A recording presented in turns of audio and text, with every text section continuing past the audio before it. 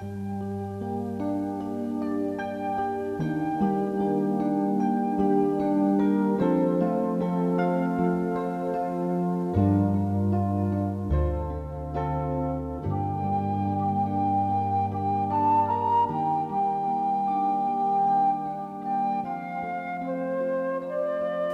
में प्यारे भाई और बहनों, एस्तेर का ग्रंथ अध्याय 4 पद संख्या 13।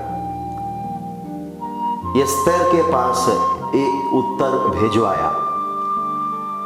ये नहीं सोचो कि राजमहल में रहने के कारण तुम सभी यहूदियों की अपेक्षा अपने प्राण बचा सकोगी। यदि इस समय तुम चुप बैठ रहोगी तो यहूदियों को कहीं न कहीं से मुक्ति और सुरक्षा प्राप्त हो जाएगी, किंतु तुम्हारा और तुम्हारा पितृकुल का विनाश होगा। एस्तेर की कहानी हम लोग जानते हैं। एक यहूद युवती को प्रभु ने पर्शिया में रानी के रूप में चुन लिया और वो राजमहल में रहती है। राजमहल के बाहर उसकी समुदाय के भाई बहनें दुख में है, निराशा में है। राजमहल के अंदर ये एस्तेर, ये युवती सुरक्षित है। उसको समय पर भोजन मिलते हैं, उसकी सेवा के लिए लोग हैं और वो खुश है। लेकिन राजमहल के बाहर उसकी भाई बहनें टेंशन में है, क्योंकि उन लोग एक विपत्ति को सामना कर रहे हैं। उन लोग जो दुख से गुजर रहे हैं ये युवती नहीं जानती है। प्रभु ने ये युवती को रानी के रूप में नियुक्त किया। पर्शिया में पर्शियन राजा के पत्नी के रूप में वो चुन लिया गया और उसको ये बुलाहट मिला। ये प्रभु की योजना था। दुख संकट में रहने वाले उसके समुदाय के भाई बहनों को मदद करने के लिए, उनके लिए राजा के सामने बोलने के लिए ये युवती को चुन लिया था। लेकिन ये युवती चुप रहती है। अपने लोगों के लिए वो मुंह नहीं खोलती है।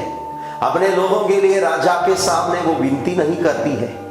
और उसके लिए ये वाणी सुनाया गया, ये मैसेज भिजवाया गया। ये नहीं सोचो कि राजमहल में रहने के कारण तुम सभी यहूदियों की अपेक्षा अपने प्राण बचा सकोगी। यदि इस समय तुम चुप बैठी रहेगी तो यहूदियों को कहीं ना कहीं से मुक्ति मिल जाएंगे, किंतु तुम्हारा और तुम्हारा पितृकुल का विनाश होगा। यदि तुम आज सुरक्षित है राजमहल में, तुमको प्रभु ने चुन लिया है और राजमहल में रानी के रूप में नियुक्त किया है, उसके लिए एक मकसद है, एक लक्ष्य है। तुम्हारे भाई बहनों के लिए तुमको मुंह खोलना है।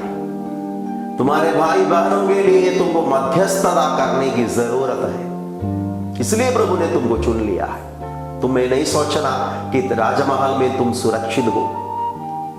हमारे लिए मुक्ति और कहीं पर से आएंगे, प्रभु हमारे उद्धार करेंगे। लेकिन यदि यही माहौल में तुम चुप रहोगे, तुम्हारे लिए बहुत बड़ा विपत्ति आने वाला है। प्रियजनों, हम लोगों में अधिकांश लोग हमारे घरों में सुरक्षित है, हमारे घरों में सुरक्षित है, लेकिन हमारे घर के बाहर ऐसे हजारों करोड़ों लोग हैं जो तकलीफ में है। हजारों करोड़ों लोग हमारे घर के बाहर तकलीफ में है। भूख से शायद मर रहे हैं, रोगा बीमारी के कारण मर रहे हैं। उनके लिए प्रभु के सामने, राजा के सामने मुंह खोलना है। राजा के सामने वो भाई बहनों के लिए मुंह खोलना है, वो हमारा कर्तव्य है। ये नहीं सोचना कि उनकी अपेक्षा हम हमारे घर में सुरक्षित है। प्रियजनों, यदि हम चुप रहेंगे यदि हम चुप रहेंगे, यदि हम उनके लिए मुख नहीं खोलते हैं, उनके लिए प्रार्थना नहीं करते हैं, मुक्ति रक्षा उनको और कहीं बर से मिल जाएंगे। शायद प्रभु ने हमें सुरक्षित रखा है, इतना दिन तक, आज तक प्रभु ने हमें सुरक्षित रखा है ताकि हम उनके लिए मुंह खोलकर प्रार्थना करें, उनके लिए आवाज उठाएं, उनके लिए प्रभु के सामने विनती करें। इसके लिए प्रभु ने हमें सुरक्षित रखा है। हमारे जिंदगी का मकसद को हम समझने के लिए कोशिश करेंगे, हम चुप नहीं रहेंगे, हम उनके लिए प्रार्थना करेंगे। हम उनसे, उनकी अपेक्षा हमारे घरों में सुरक्षित नहीं है, हम उनके लिए प्रभु के उपस्थिति में आवाज उठाएंगे, विनती करेंगे। हम आज ऐसे लोगों को समर्पित करेंगे, हमारे घर के बाहर जो लोग तकलीफ में है, हमारे घर के बाहर जो लोग निराशा में है, बीमार है, उनके लिए हम प्रार्थना करेंगे। राजा के सामने, राजा की दया के लिए, राजा के उपस्थिति में, सर्वोच्च प्रभु के सामने हम विनती करेंगे। प्रभु, हमारे भाई बहने, हमारे घर के बाहर जो लोग सह रहे हैं, मर रहे हैं, उन तमाम लोगों पर दया करें। पिता, पुत्र और पवित्र आत्मा के नाम पर आमीन।